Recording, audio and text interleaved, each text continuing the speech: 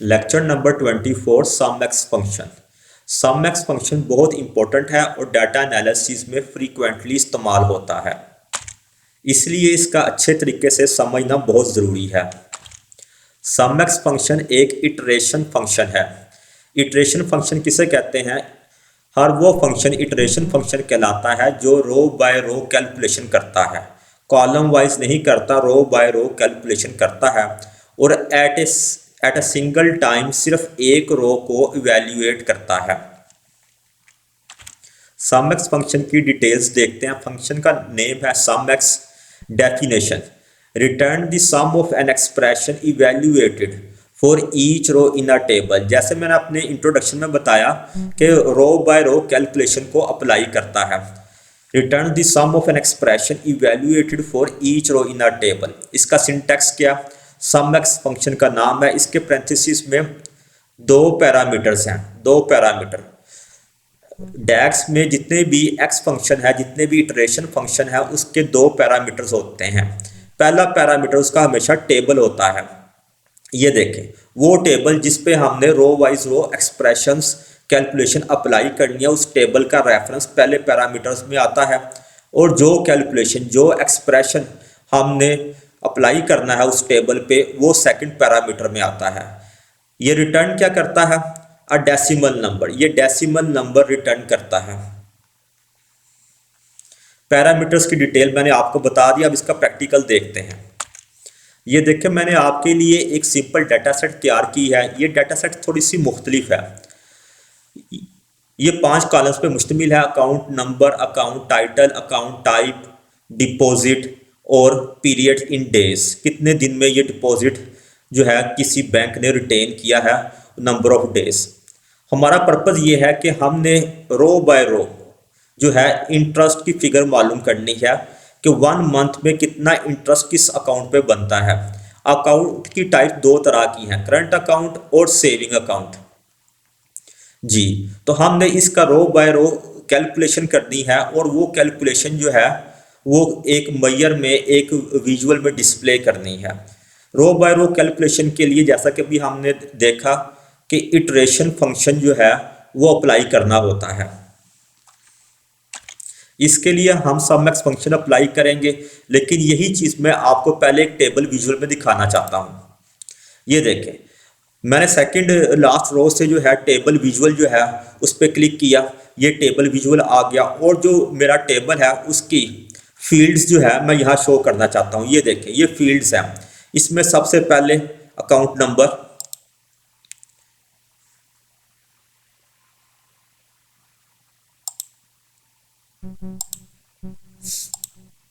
जी ये वाला टेबल, इसमें मैं जो है अपनी फील्ड शो करना चाहता हूँ। सबसे पहले पहले टेबल को सिलेक्ट करना, उसके बाद जो है फील्ड पे क्लिक करना है। Account number, account title, account type, deposit और पीरियड्स इन डेज। इसकी कलर स्कीम मैंने खुद से चेंज की है। आप जो है ये फॉर्मेट में जाके इसकी कलर चेंज कर सकते हैं। मैंने टाइम बचाने के लिए जो है यहाँ से शुरू करता हूँ। ये देखें, ऊपर लिखा हुआ है कॉलम का नाम सम ऑफ अकाउंट नंबर। हमें सम नहीं चाहिए, हमें अकाउंट नंबर चाहिए। इसके लिए मुझे जो है यहाँ पे जाके इसकी चेंज करना होगा। इसको जो है ऑप्शन को डोंट समराइज वाली ऑप्शन पे क्लिक करना होगा। सम वाली ऑप्शन मुझे नहीं चाहिए। डोंट समराइज की ऑप्शन पे मैंने क्लिक किया। ये देखें, मेरा डाटा आ चुका है। अब मेरा ऑब्जेक्टिव ये है, मेरा डाटा सिनेरियो ये है, मेरा डाटा एनालिसिस ये है कि मैंने यहाँ पे जो है इसकी इंटरेस्ट की फिगर मालूम करनी है।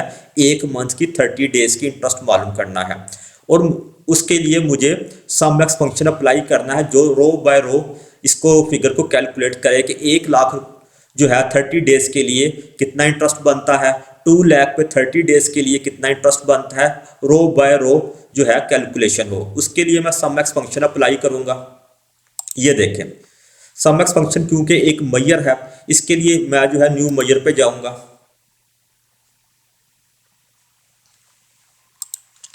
जैसा कि हमने सम एक्स की जो है डेफिनेशन में पढ़ा था कि ये सिंगल वैल्यू रिटर्न करता है, तो उसके लिए जो हमें न्यू मैयर पे क्लिक करना होगा। मैंने न्यू मैयर पे क्लिक किया।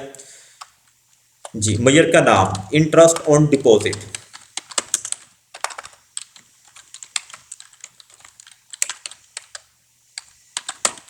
इंटरेस्ट और डिपॉजिट, सम मैक्स फंक्शन, ये देखें सम मैक्स, उसको मैंने टैब की से प्रेस, टैब की प्रेस की, ये देखें टेबल का नाम, किस पे हमने अप्लाई करना है उस टेबल का नाम, टेबल का नाम में मैंने सिंगल कोट की क्योंकि हमारा एक टेबल है इसलिए ड्रॉप डाउन लिस्ट में एक टेबल शो हुआ, उसमें हमने अपना डिजायर्ड टेबल सेलेक्ट कर लेना है। उसके बाद एक्सप्रेशन, अब रो बाय रो क्या चीज करना चाहते हैं, क्या एक्सप्रेशन देना चाहते हैं, क्या कैलकुलेशन करना चाहते हैं। मैं इंटरेस्ट कैलकुलेट करना चाहता हूं तो उसके लिए मैंने किस चीज पे इंटरेस्ट करना है, कैलकुलेट डिपॉजिट कॉलम पे, इस कॉलम पे मैंने इंटरेस्ट जो है कैलकुलेट करना है, ये मेरा एक्सप्रेशन है। इसके लिए जो है कॉमा, फील्ड मैंने सेलेक्ट कर ली, डिपॉजिट कॉलम मैंने सेलेक्ट कर लिया जी। क्या ये इंटरेस्ट मालूम करे, ये देखें जी, मल्टीप्लाई, मैं मान लीजिए कि 15% इंटरेस्ट जो है वो तमाम अकाउंट्स पे है, उसके लिए मैं 0.15 मल्टीप्लाई बाय 30, क्योंकि 30 डेज का है उसके लिए 30 डिवाइडेड बाय 365 पैंतीस क्लोज, एंटर का बटन प्रेस किया, ये देखें पावर बीआई प्रोसेस कर रहा है और यहाँ पे देखें राइट साइड पे इंटरेस्ट ऑन डिपॉजिट का एक मेजर बन चुका है, उसको हम जाके अपने रिपोर्ट व्यू में देखते हैं। ये देखें यहाँ पे जो है इंटरेस्ट ऑन डिपॉजिट है, इसको मैं यहाँ शो करवाना चाहता हूँ, ये फील्ड में सेलेक्ट करूंगा, ये देखें जी, ये मेरे पास इंटरेस्ट ऑन डिपॉजिट 30 डेज पे कैलकुलेट हो चुका है। ये रो बाय रो कैलकुलेशन। एक्सप्रेशन, जैसा कि हमने देखा था 2 लेक्चर्स पहले कि एक्सप्रेशन क्या होता है, expression is a collection and combinations of functions, जैसा कि हमने ये देखा, दोबारा उसमें आए combinations of functions, operators and constants. ये देखिए ये एक एक्सप्रेशन है जो रो बाय रो कैलकुलेट हुआ है, उसने जो है इंटरेस्ट ऑन डिपॉजिट मालूम किया है। मैं थोड़ा सा डाटा एनालिसिस को मजीद आगे बढ़ाता हूँ, थोड़ा सा एडवांस करता हूँ इसको। ये देखें अकाउंट टाइप जो है वो है करंट अकाउंट, उस पर भी हमने 15% इंटरेस्ट की फिगर अप्लाई की और सेविंग अकाउंट पे भी की, लेकिन किसी भी बैंकिंग इंडस्ट्री में ऐसा नहीं होता। करंट अकाउंट की जो है इंटरेस्ट ऑन करंट अकाउंट बहुत कम होता है और इंटरेस्ट ऑन सेविंग अकाउंट ज़्यादा होता है, दोनों की फिगर सेम नहीं हो सकती, लेकिन यहाँ पे हमने अपने फार्मूले में आपको समझाने के लिए सेम फिगर की हुई थी। अब मेरी रिक्वायरमेंट ये है कि इंटरेस्ट रेट करंट अकाउंट का डिफरेंट हो, सेविंग अकाउंट का डिफरेंट हो, ये मेरी रिक्वायरमेंट है डाटा एनालिसिस में। अब मैं इसको डैक्स में कैसे अप्लाई करता हूं ये मैं आपको करके दिखाता हूं। सम एक्स फंक्शन के अंदर ये देखें,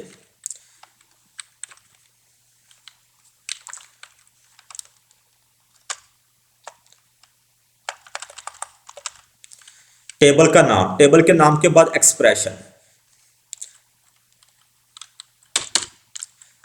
मान लीजिए कि मैं इफ फंक्शन जो है इनसाइड सम मैक्स फंक्शन जो है प्लेस करने जा रहा हूं और उससे जो है अपने करंट अकाउंट और सेविंग अकाउंट की इंटरेस्ट की फिगर्स को चेंज करूंगा। इफ फंक्शन जी, पहला लॉजिकल टेस्ट, ये देखें account type, if account type is equal to current account,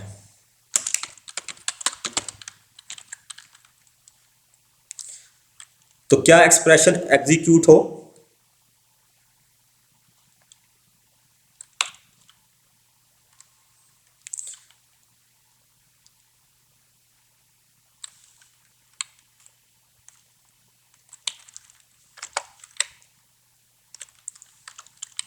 क्या एक्सप्रेशन एग्जीक्यूट हो, वो हम ये देखें deposit, interest on deposit multiply by, मान लीजिए कि इंटरेस्ट ऑन जो है करंट अकाउंट वो कम होता है, उसको 0.5 ले लेते हैं, 0.05% multiply by 30 number of days divided by 365 जी। एल्स, एल्स में क्या हो, जो हमारे एल्स में क्या सेविंग अकाउंट है, सेविंग अकाउंट में इंटरेस्ट ऑन डिपॉजिट ज्यादा होता है, उसके लिए ये देखें मैंने अपना कॉलम सेलेक्ट कर लिया डिपॉजिट का,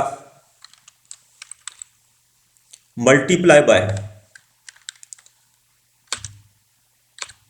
15%, 0.5 मल्टीप्लाई बाय 30 डिवाइडेड बाय 365। ये इफ फंक्शन क्लोज हो गया और ये सम एक्स फंक्शन क्लोज हो गया। इसको मैं एंटर प्रेस करता हूं,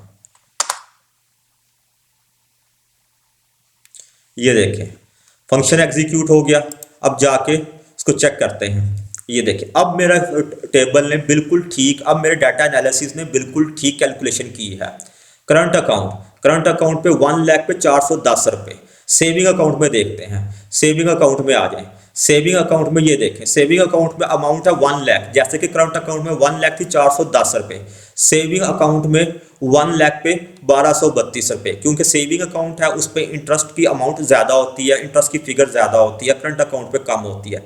इस तरह हम जो है सम एक्स फंक्शन जो है अपने मल्टीपल डाटा एनालिसिस के लिए इस्तेमाल कर सकते हैं। यहाँ पे मैंने सम एक्स फंक्शन के अंदर इनसाइड इफ फंक्शन लगाया, इफ फंक्शन से जो है वो मैंने अपनी कैलकुलेशन की। मान लीजिए कि अकाउंट्स की टाइप ज़्यादा है, 5-6 किस्म की हैं, तो हम क्या कर सकते हैं, इफ स्टेटमेंट के अंदर नेस्टेड इफ लगा सकते हैं। उसके ज़रिए अपनी कंडीशन को इवेल्युएट करके करेक्ट कैलकुलेशन कर सकते हैं। आपने देखा सम एक्स फंक्शन जो है उसने रो बाय रो कैलकुलेशन की, ये देखें रो बाय रो कैलकुलेशन की, और जो है हमारी डाटा एनालिसिस को जो है कंप्लीट करने में बहुत ज़्यादा मददगार है। आपका बहुत शुक्रिया।